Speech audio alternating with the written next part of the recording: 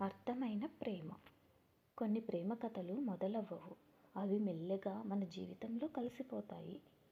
ఆదిత్య తన కాలేజ్ జీవితాన్ని పెద్దగా గుర్తుపెట్టుకోలేదు. క్లాసులు, పరీక్షలు, హాస్టల్ గదులు అన్నీ ఒకేలా. కానీ ఒకరోజు మాత్రం అతని జీవితాన్ని రెండు భాగాలుగా విడగొట్టింది. ఆ రోజు అతను నిధిని చూశాడు. నిధి ఎలాంటి ప్రత్యేకమైన అమ్మాయి కాదు. చాలా అందంగా కూడా లేదు. కానీ ఆమె నవ్వు మాత్రం ఎవరైనా ఆపకుండా చూసేలా ఉండేది. ఆదిత్య అదే నవ్వును చూసి మొదటిసారి ఆగిపోయాడు. ఆదిత్య మాట్లాడేవాడు కాదు. ఎప్పుడూ తన డైరీలో ఏదో రాస్తూ ప్రపంచాన్ని దూరం నుంచి చూసేవాడు. నిధి మాత్రం పూర్తి విరుద్ధం. నవ్వుతూ మాట్లాడేది. ప్రతి ఒక్కరినీ తన వాళ్ళలా చూసేది. మెల్లగా వాళ్ళిద్దరి మధ్య మాటలు మొదలయ్యాయి. మాటల కంటే మౌనం ఎక్కువయింది. అది ఒక రకమైన దగ్గరత్వం. ఆదిత్య గమనించాడు.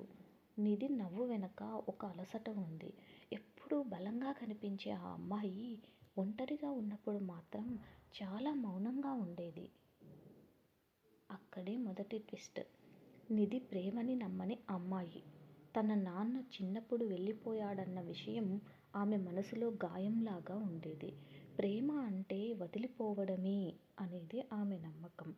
ఆదిత్య మాత్రం అప్పటికే ఆమెను ప్రేమించడం మొదలుపెట్టాడు. అది పెద్దగా చెప్పుకోలేని ప్రేమ. ఏమీ ఆశించని ప్రేమ. కేవలం ఆమె పక్కన ఉంటే చాలు అనిపించే ప్రేమ. కానీ జీవితం అంత సింపుల్గా ఉండదు. ఒకరోజు నిధి చెప్పింది ఆమెకి ఇంకొక అబ్బాయి ఉన్నాడు అని. అది ప్రేమ కాదు, బాధ్యత అని. అమ్మ కోసం, కుటుంబం కోసం తను చేసుకున్న ఒప్పందం అని. ఆదిత్య ఆ రోజు చాలాసేపు మాట్లాడలేదు. తన డైరీలో కూడా ఏమీ రాయలేదు. కొన్నిసార్లు బాధకి మాటలు ఉండవు. ఇదే రెండో ట్విస్ట్. ఆదిత్య కాలేజ్ వదిలి వెళ్ళిపోవాలని నిర్ణయించుకున్నాడు. నిధి జీవితంలో అడ్డుగా ఉండకూడదని, ప్రేమ అంటే పక్కన ఉండటం కాదు, అవసరమైతే దూరం అవ్వడమని అతనికి అనిపించింది. ఆదిత్య వెళ్ళిపోయిన తర్వాత నిధి మొదటిసారి నిజంగా ఒంటరిగా ఫీల్ అయ్యింది. ఆదిత్య లేకపోవడం ఆమె నవ్వుని కూడా తీసుకెళ్ళింది. అప్పుడే ఆమెకి అర్థమైంది తను ప్రేమని భయపడింది కానీ ప్రేమ తనని వదిలిపెట్టినప్పుడు ఆ భయం ఇంకా పెద్దదైంది. చివరి ట్విస్ట్ అక్కడే. కాలేజ్ ఫేర్వెల్ రోజు నిధి అందరి ముందు మాట్లాడింది. ప్రేమ గురించి కాదు, వదిలిపోవడం గురించి కాదు, ఎవరైనా మన కోసం వెళ్ళిపోయినప్పుడు వాళ్ళని తిరిగి పిలవలేకపోవడం గురించి.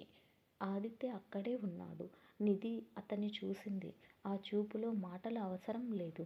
కొన్ని ప్రేమలు ఆలస్యంగా అర్థమవుతాయి. కానీ అవి అబద్ధం కావు. ఆదిత్య తిరిగి రాలేదు. నిధి అతన్ని ఆపలేదు. కానీ ఇద్దరి జీవితాల్లో ఒకే ప్రేమ రెండు వేరువేరు దారుల్లో నడిచింది. ఎందుకంటే ప్రతి ప్రేమ కథ కలవడంలో ముగియదు. కొన్ని ప్రేమ కథలు మనల్ని మంచి మనుషులుగా మార్చి నిశ్శబ్దంగా ముగుస్తాయి. అదే అర్థమైన ప్రేమ.